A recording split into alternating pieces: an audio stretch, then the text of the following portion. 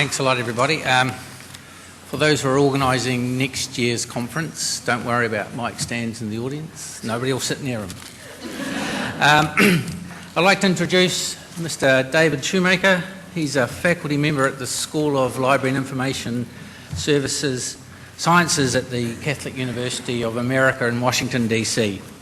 David worked at the MITRE Corporation prior to that, which is MITRE is a large not-for-profit organisation that manages US federally funded research and development centres. David serves as the Clinical Associate Professor at the Catholic University, and at the book launch on Monday I asked him what exactly that meant, and he told me that his title reflects his interest and work in the practice of librarianship.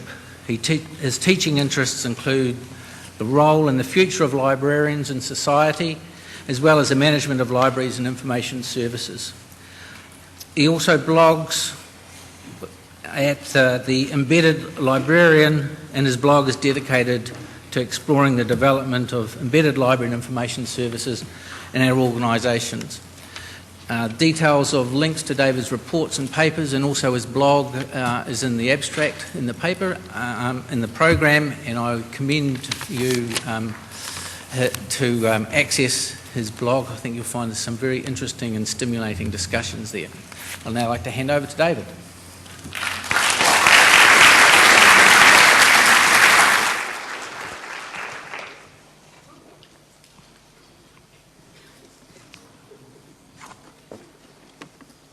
Kia ora, and thank you very much, Howard, for your kind introduction. I thought that this being the last keynote of the conference, we might have just the few hardcore members here, but your hardcore is very large, and I appreciate you all sticking around for this presentation. And I also want to make sure that you understand that the MITRE I worked for does not make sports equipment. And does not operate retail stores, or the MITRE 10, right? We're not the same. We were an engineering company, and the company continues to be a leading engineering company in the United States with some foreign offices.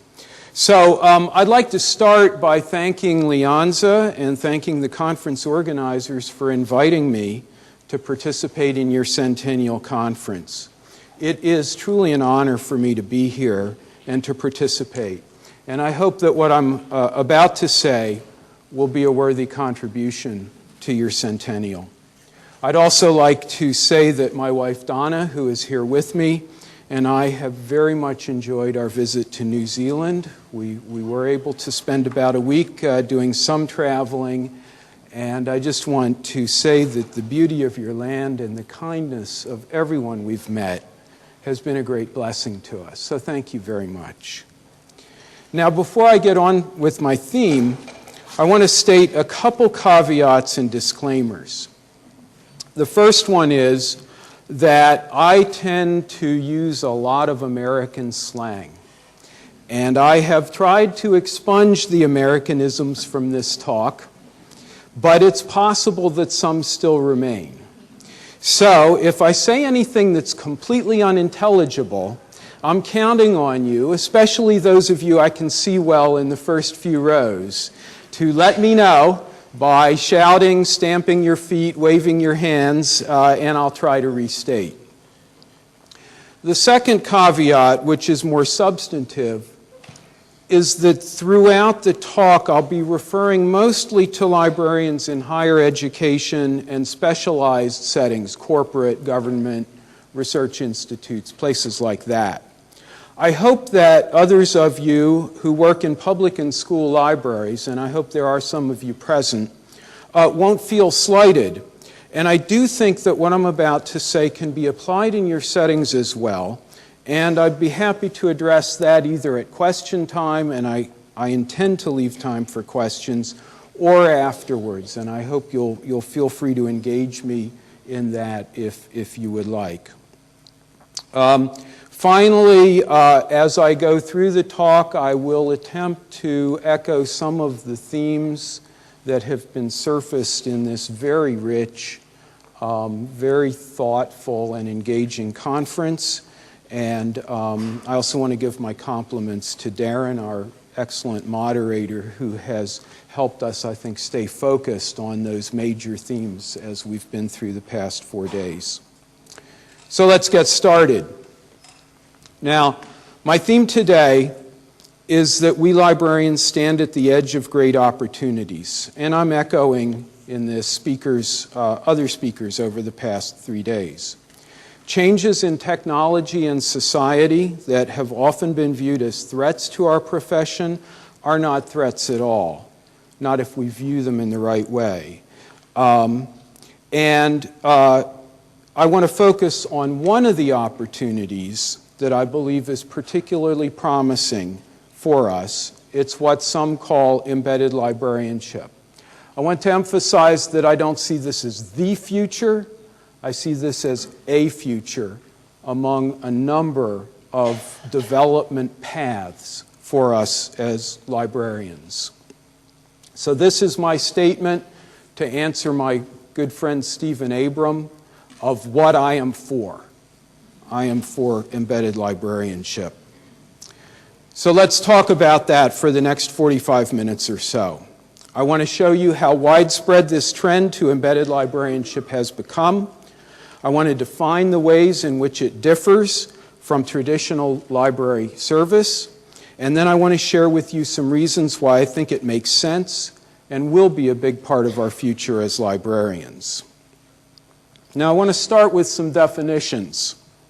Haven't tried this in New Zealand, but in the United States, if you stop people on the street, and after they get over the shock of that, if you ask them what a librarian is, I think you'll get this answer. A librarian is somebody who works in a library. Simple enough. Well then, fine. You all remember the commutative property. If A equals B, then B must equal A. Therefore, a library is any place that a librarian works. Now, if it sounds a little circular to you, just hang with me on this. It'll work out. Okay, now,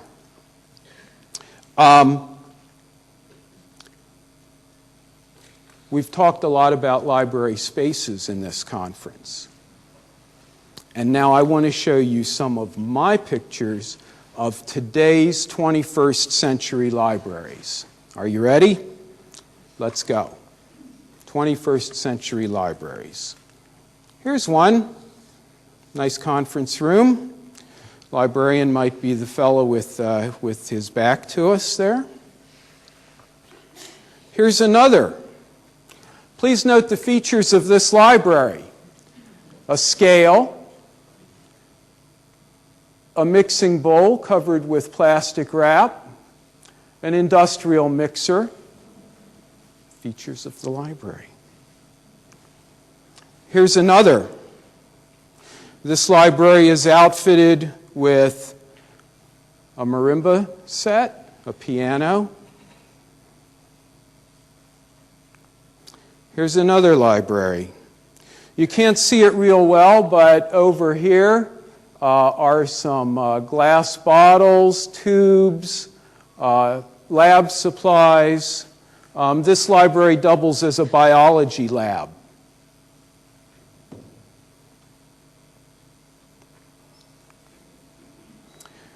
In this library, may look a little, it's an outdoor library, for one thing, a little different.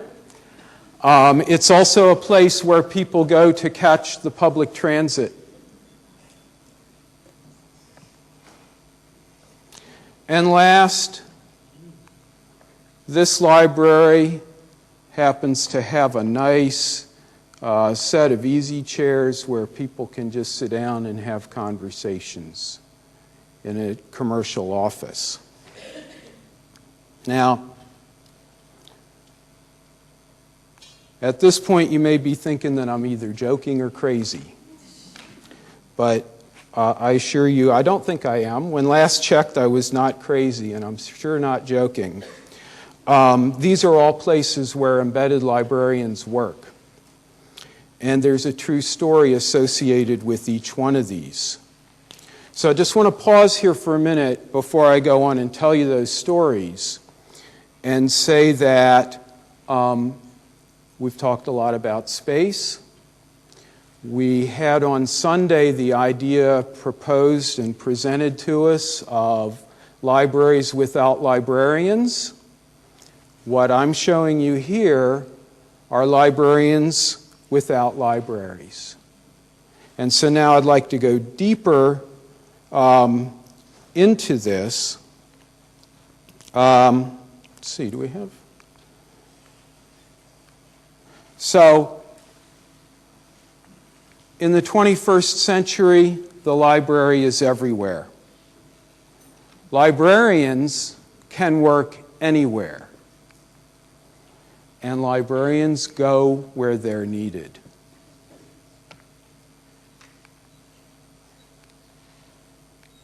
Okay, let's talk about these stories.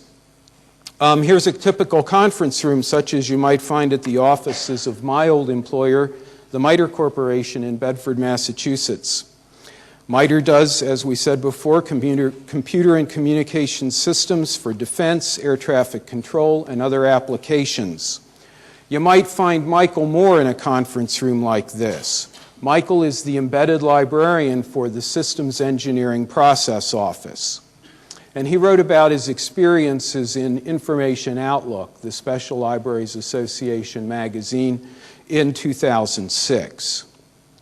Michael was assigned to be the librarian for SEPO, Systems Engineering Process Office, and at first his office was 2 buildings away, MITRE's big place, 2 buildings away from the SEPO offices. He only knew a couple of contact people. He was trying to figure out systems engineering. He had been, in a prior life, a music librarian. He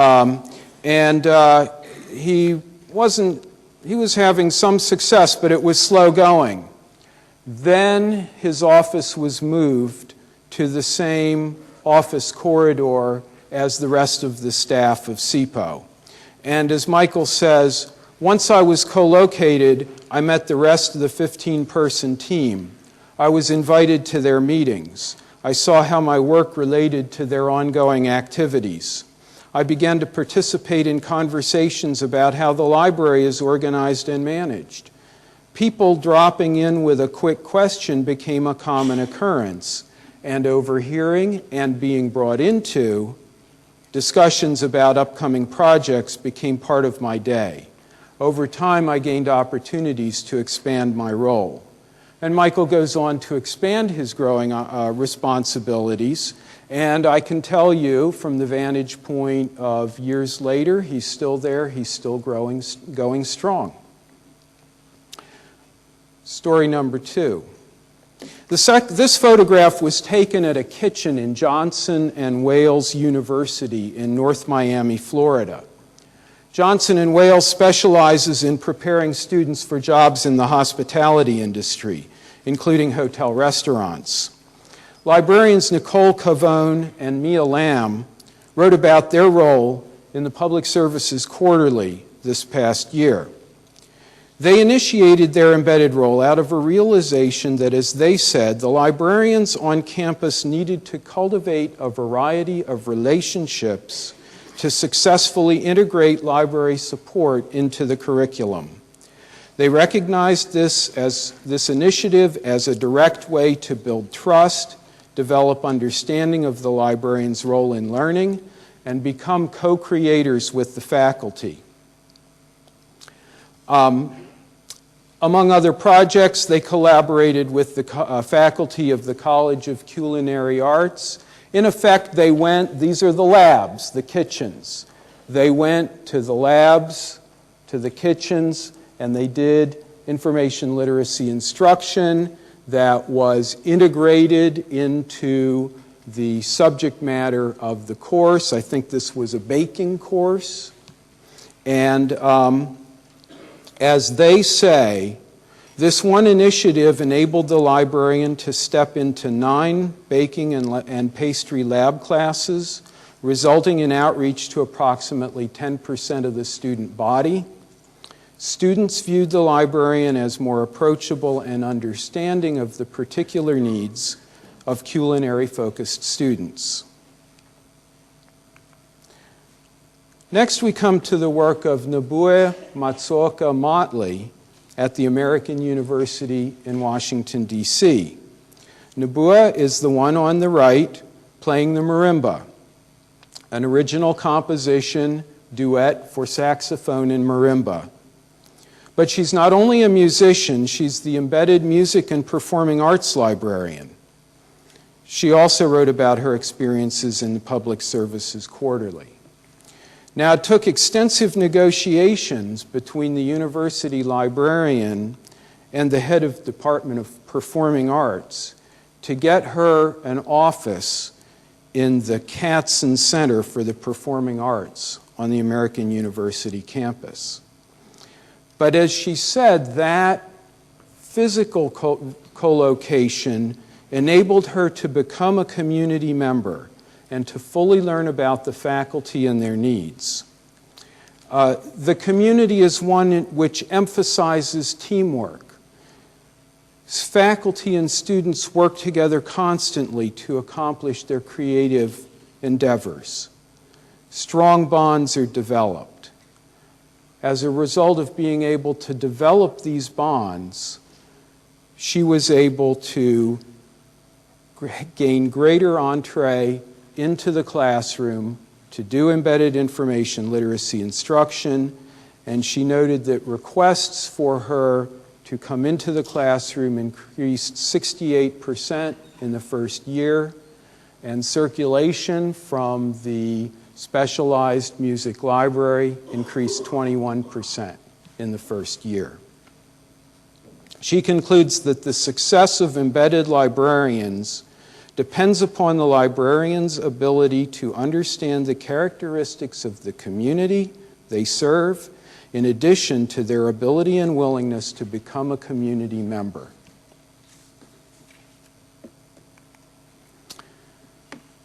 This is Gordon Muir in the red sweater with 2 biology students at the State University of New York in Plattsburgh, New York. This is one of several embedded relationships that the librarians at SUNY Plattsburgh established, this one with the biology learning community.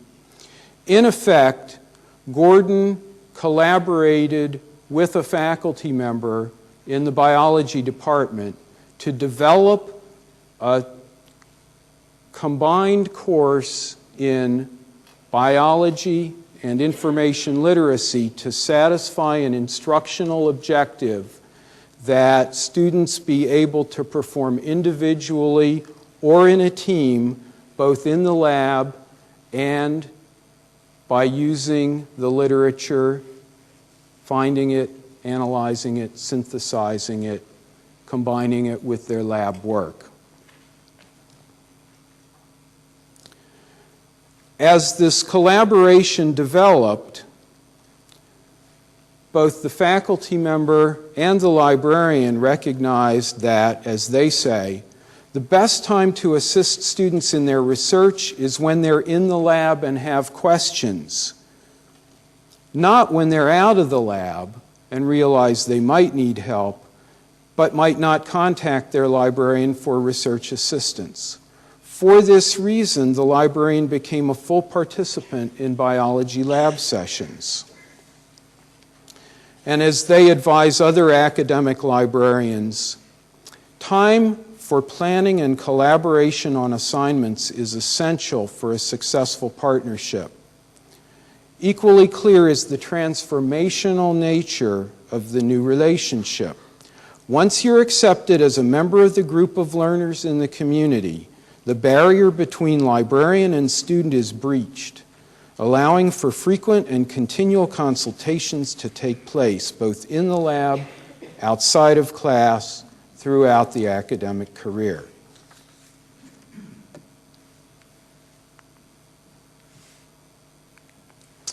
Okay, now you can't see the librarian in this photograph of the transit station because the librarian took that photograph. This is maybe my favorite story of all, and it comes from Reese Dano and Gretchen McNeely, two librarians at Ziba Design in Portland, Oregon. It comes from their presentation at this past June's Special Libraries Association conference. Ziba is a small design consulting firm. They do things like consult on marketing for an athletic equipment manufacturer, and they also consult with architects on design of public spaces, such as a new transit station for the depressed community of Rockwood near Portland, Oregon. The librarians work in an environment where project teams are assembled dynamically to execute the various engagements. There are core team members and there are supplementary team members who are brought in to fulfill special roles. In some cases, Reese and Gretchen are core team members. In other cases, they're supplementary team members. But the important thing is that their role doesn't stop with the traditional roles for librarians. And Reese describes the engagement that showcased their ability to transcend a traditional role and become information curators for the design team on this transit station. So the team wanted to start the process by understanding the community. Reese was assigned to go get them some background information. He started by doing some detailed research, used the local historical society, used government census data, used other published sources. He wrote up a report on what he found.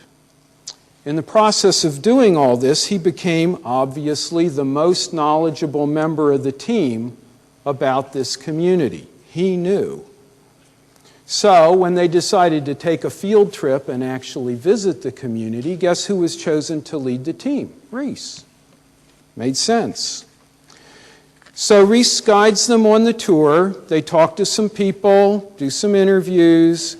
As they're walking along, one of the team members says, I wish we could still talk to a few more people. Where can we sort of round up some people to understand better what goes on in this community? Reese pulls out his smartphone, determines, public librarians, this part's for you, determines that they're 2 blocks from the local public library and heads over to that public library with the team in tow. There they find the folks who are using the library at that point. They interview a number of them, but even richer for their purposes, they interview the staff of that library. Guess who's the most knowledgeable people about that community of all? The public librarians. So, I just want you to notice how far Reese went beyond the traditional library service in this situation. He didn't locate a set of references to source material and stop there. He didn't furnish copies of documents and stop there. He didn't write a report on the community and stop there. He did all those things and combined them with leading primary research into the community's needs. As he says, I became both a docent and an information curator. In all, this approach made the entire research team more flexible, smarter, and more efficient. The success of this approach led me to be used in a similar way in following projects. And this comes to the last of my examples. A typical office. Casual, open plan, however. Note that. This is the office area where Jill Stover-Hines works. And Jill spoke about her experiences at the Special Libraries Association conference last year in 2009. She also wrote an article in the January-February 2010 issue of Information Outlook, and maybe some of you have seen that. This company is the Affinian Loyalty Group. It's part of a larger corporation, and it specializes in doing marketing and advertising for banking clients and other corporate clients. Jill was hired as a research analyst to do competitive intelligence, but she felt a bit disconnected from what was going on in the company.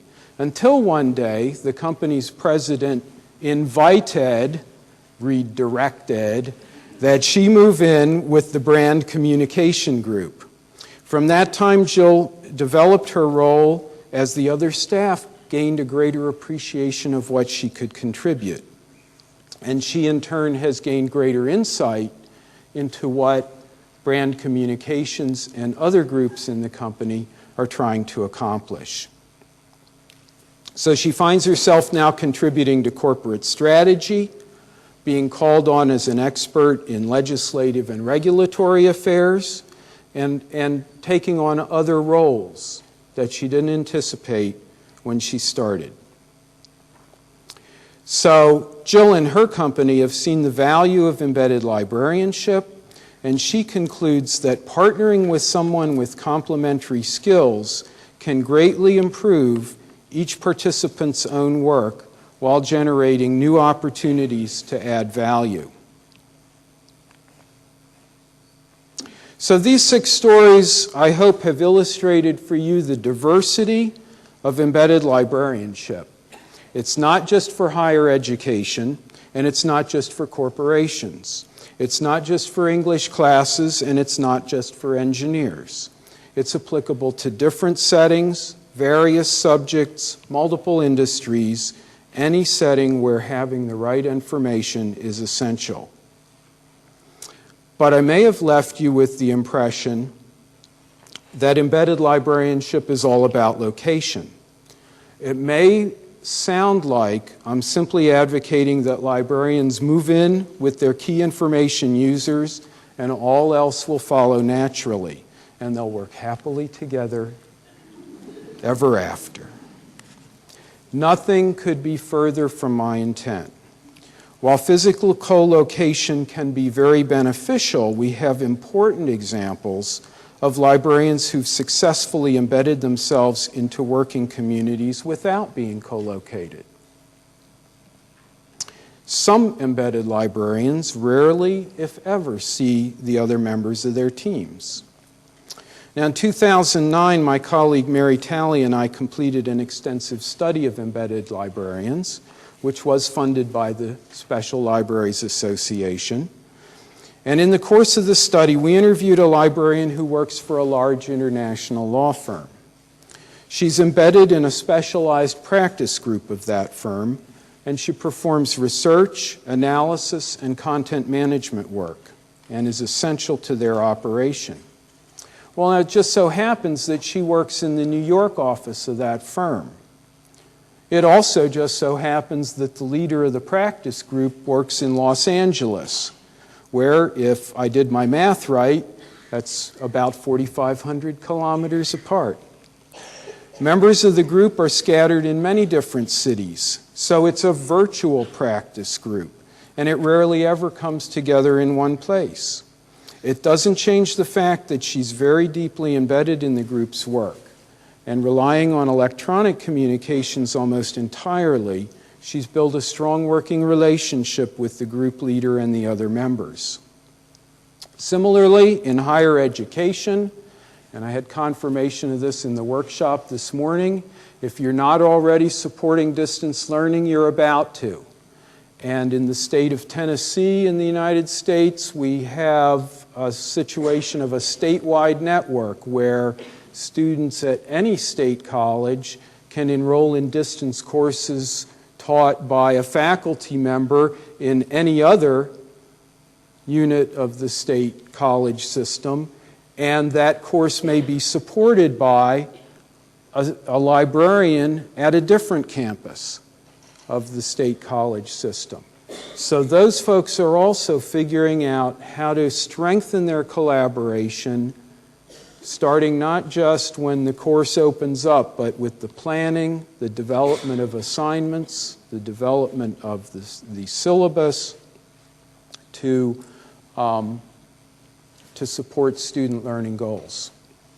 Similarly, I know some of you are familiar with the Off-Campus Library Services Conference, which meets every couple years and which regularly features papers from academic librarians supporting distance programs where they never meet with the faculty face-to-face and they never see the students face-to-face.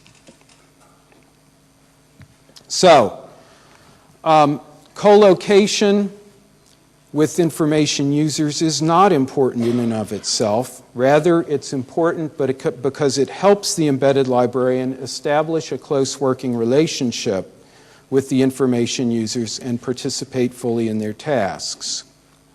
So I'd like to just give you 5 important ways that the librarian's work changes in a strong embedded relationship.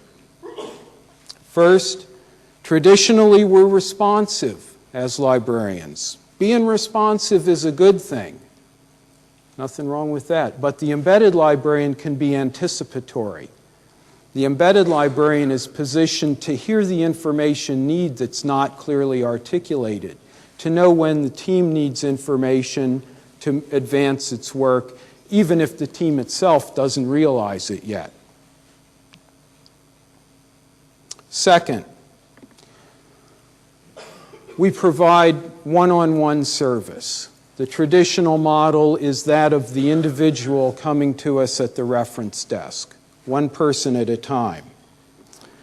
Have you ever had the experience, this is how early in my career I knew I needed to get embedded.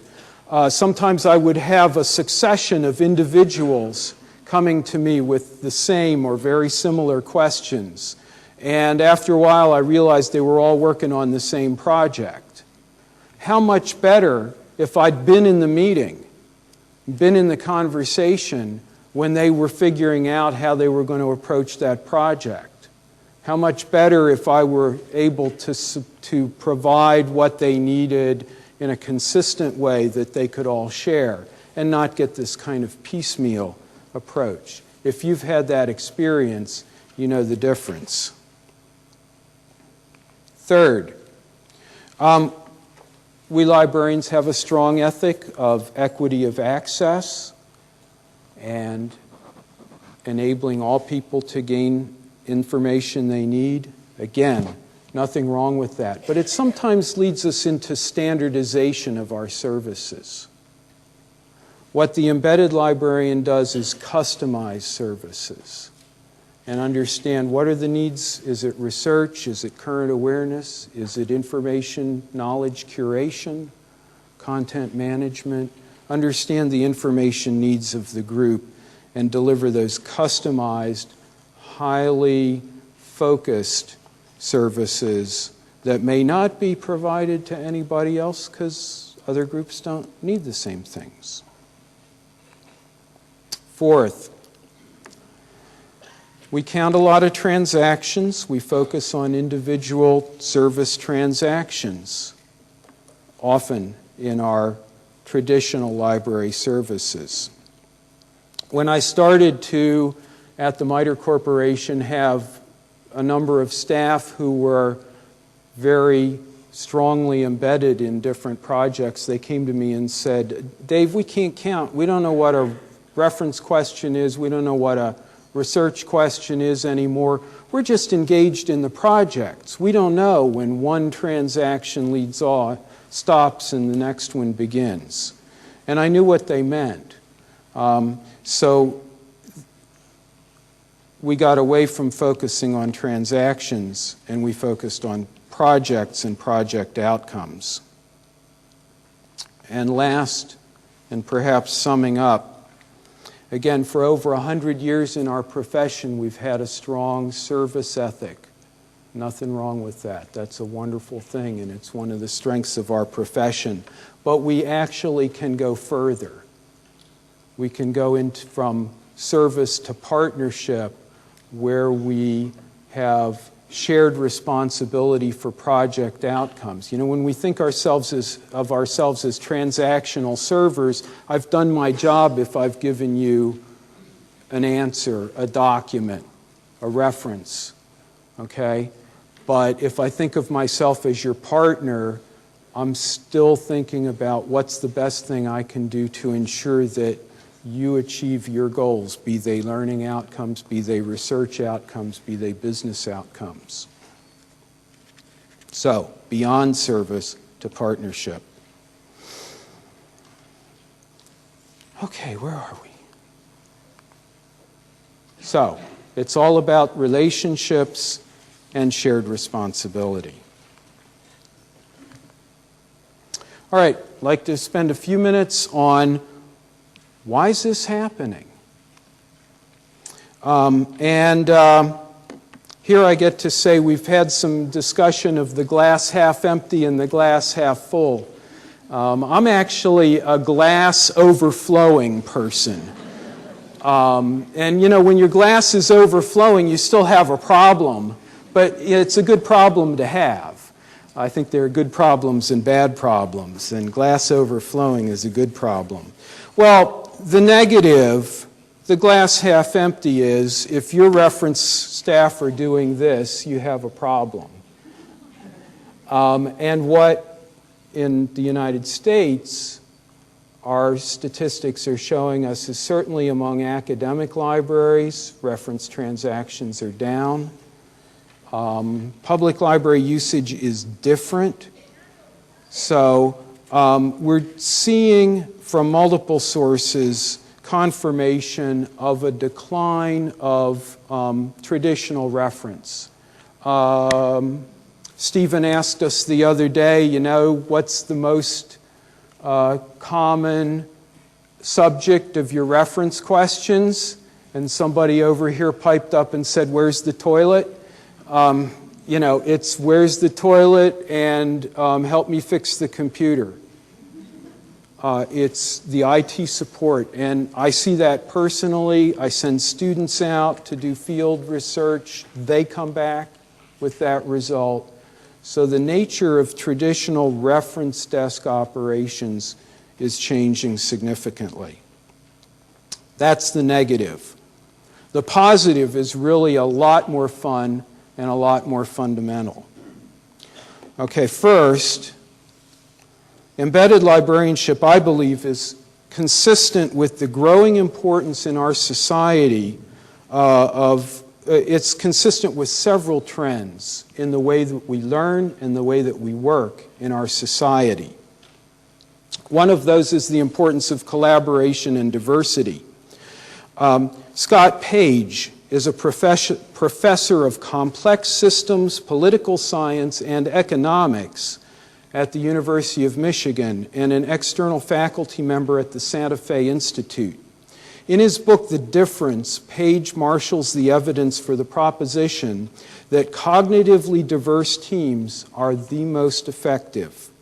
If you have a complex task to get done, what you want to do is get a team of organizers that bring different perspectives, different backgrounds, different toolkits that they're able to bring to bear on that problem. That's your best chance of getting a good solution.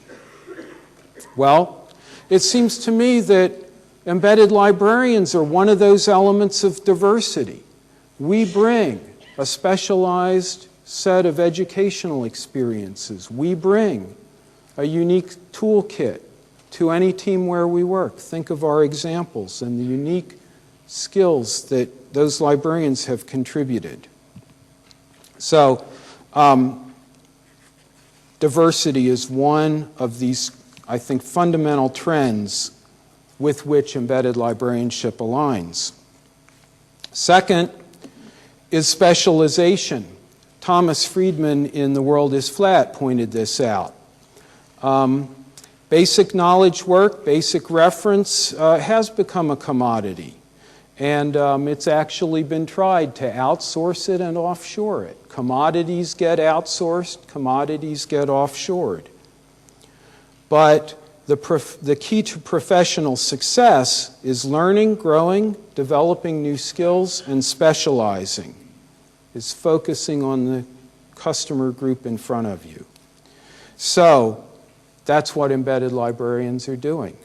They're growing, learning, specializing, and they're able to prosper in the environment of commoditization of basic professional work. Third, I think that embedded librarianship is consistent with the idea advanced by Daniel Pink that rationalism and technical skills alone are no longer sufficient in our individual professional lives and organizational performance. I think that embedded librarians have a greater scope to apply those new skills, those soft skills, those right brain skills like design, communicating in stories, sympathy and empathy, play, and the ability to see the big picture. One more trend that I believe aligns, and here we've had a lot of discussion of evaluation. We're all under the microscope these days. Academics used to think they weren't, but those days are past.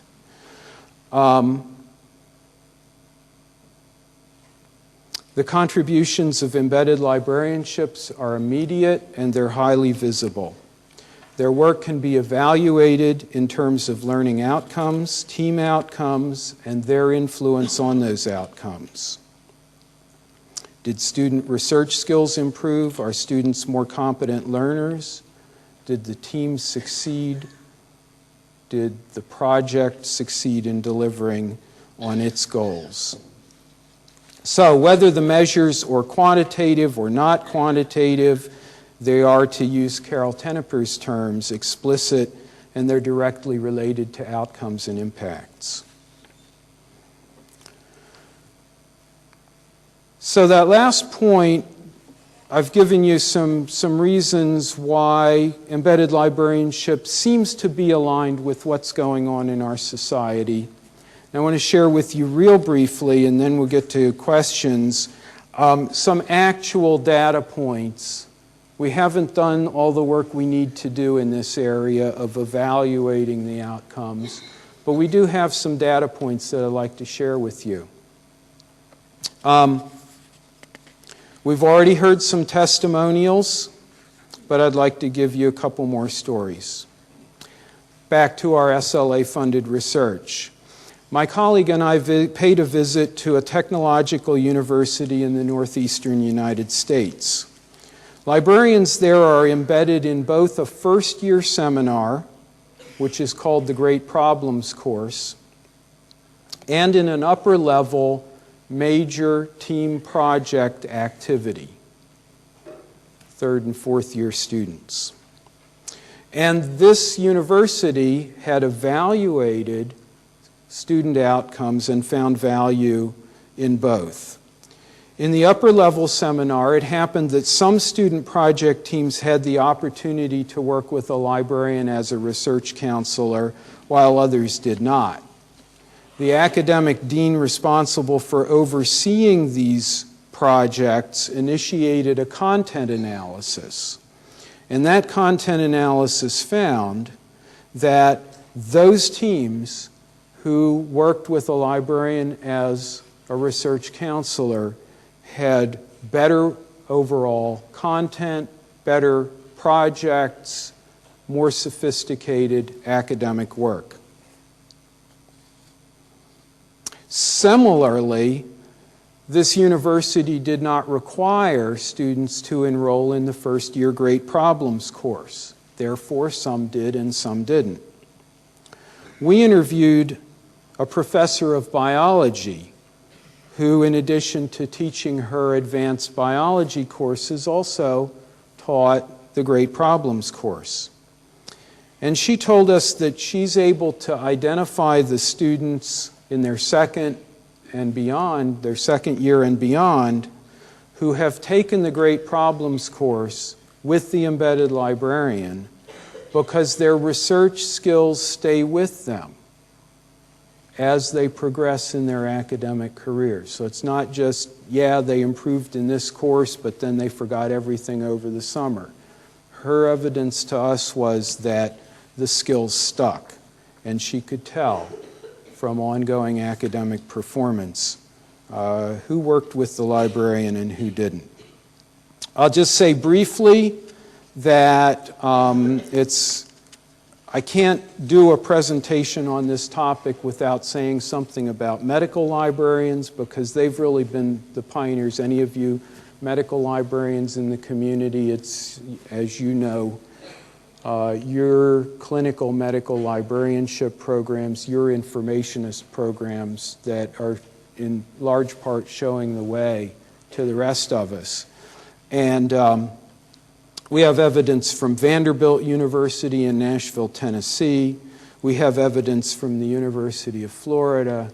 We have evidence from the United States National Institutes of Health, all saying that clinicians who have the opportunity to work with embedded medical librarians want that service. They find it valuable. Why? Because it leads directly to improved performance in evidence-based medicine, which, as you medical librarians know, is a big mantra, basically saying, you know, we should know what the research literature says before we prescribe a treatment or make a diagnosis.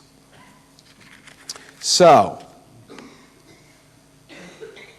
I think there are good indications that we know or have some data points that embedded librarianship really makes a difference. So, to sum up, librarians can work anywhere. Librarians are forming relationships and sharing responsibility. The trend to embedded librarianship, I believe, makes sense, and there's growing empirical evidence that it works. So, the choice is ours. Embedded librarianship, to be or not to be. Thank you very much.